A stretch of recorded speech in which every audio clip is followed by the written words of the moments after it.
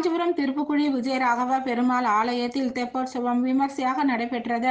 காஞ்சிபுரம் அடுத்த பாலுச்செட்டி சத்திரம் அருகே அமைந்துள்ள 108 திவ்ய தேசங்களில் ஒன்றான திருப்புக்குழி விஜயராகவ பெருமாள் ஆலயத்தில் தெப்போற்சவம் விமர்சையாக நடைபெற்றது.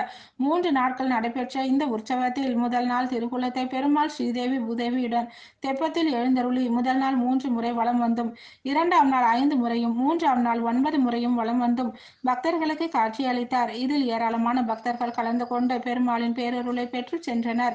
கலந்து கொண்ட பக்தர்கள் அனைவருக்கும் பிரசாதங்களும் வழங்கப்பட்டது.